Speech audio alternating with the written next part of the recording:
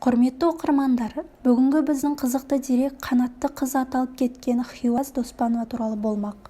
1922 жылы мамыр айының 15 жұлдызында Атырау облысы Ұлы Отан соғысында ерлікпен көзге түскен Әлия Молдағұлова мен Мәншүк Мәметовадан басқа үшінші қыз Хиуаз Доспанова дүниеге келді. Есімі елге таныс батыр қыз. Аспан төрінде жауды дәлдікпен атып, ешкімге дес бермеген. Мектепті 6 медальмен бітірді. Ең алғашқы әскери тапсырманы орындау үшін ұшаққа мініп жатқандағы құрбысы Мария Румға айтқан сөзі: "Егер мен тірі қайтпасам, мені коммунист деп қабылдаңдар." Майдандас құрбылары Хиуаз Доспанованы Катя деп атады. Жау Хиуаз Доспанованың полк қыздарын түнгі мыстандар деп атады. Талғат Бигелдинов 305, Леонид Беда 210, Сергей Луконский 390 рет ұшып, жауынгерлік тапсырмаларды орындады.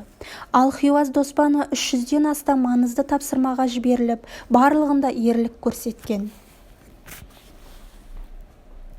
Соғыстағы ерліктері үшін батыр қыз, қызыл жұлдыз, екінші дәрежелі отан соғысы ордендерімен, Кавказды азат еткені үшін, Варшаваны азат еткені үшін медальдарын иеленіп, әскери атағы аға лейтенант шеніне дейін өсті. 2006 жылы ұшқыш Хиуаз Доспанова туралы "Қарыздар ұрпақтан" атты тұңғыш деректі фильм түсірілді. Алматы қаласында Хиуаз Доспанова атындағы көше бар. Үйлердің бірінде оның құрметіне ескерткіш тақта бар. 2008 жылы Қазақстан Республикасының халық қаһарманы атағымен марапатталған.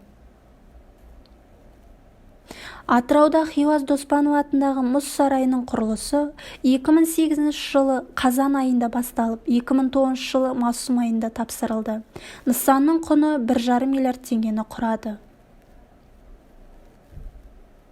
Хиуаз Доспанованың құрметіне Эйр Астана авиакомпаниясы Эмберер 190 ұшағын атады.